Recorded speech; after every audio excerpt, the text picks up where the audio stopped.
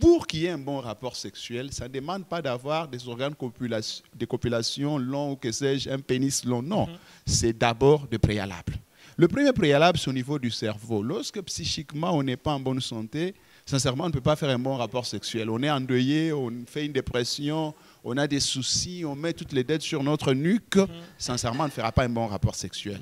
Le deuxième préalable, c'est au niveau de l'énergie. Vous venez d'un jeûne et prière à sec, 3 jours, et vous voulez faire un rapport sexuel. En tout cas, il n'y aura pas de démons, mais vous ne réussirez pas. C'est important de le savoir.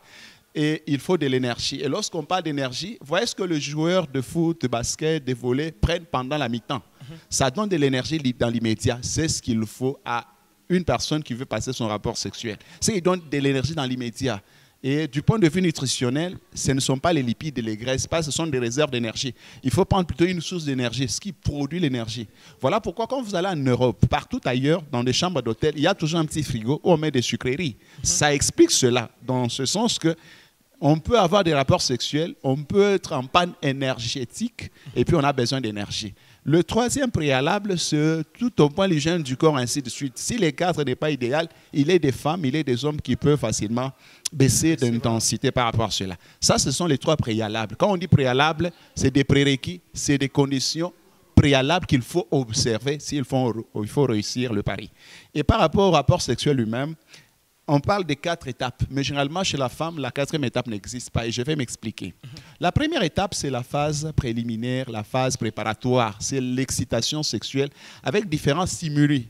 La différence, la voilà. Chez l'homme, c'est 3 à 5 minutes, la personne elle est excitée, l'homme est excité. Et la preuve que l'homme est excité, c'est l'érection. Lorsque l'homme a fait son érection, c'est fini, il peut passer à l'acte parce qu'il est déjà excité. Mais chez la femme, non. Chez la femme, c'est la lubrification du vagin.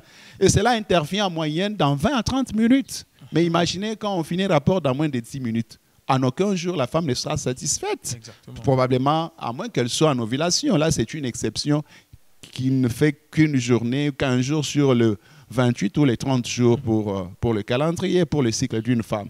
C'est important de le savoir. Alors, la femme, ça prend 20 à 30 minutes. Donc, pour commencer un bon rapport sexuel chez la femme, il faudra observer ce temps-là d'excitation. Les stimuli visuels, c'est plus chez l'homme. Les stimuli auditifs, c'est plus chez la femme. Et chez le deux, ce sont des stimuli tactiles. Alors, il faut aller de la tête aux pieds. C'est important.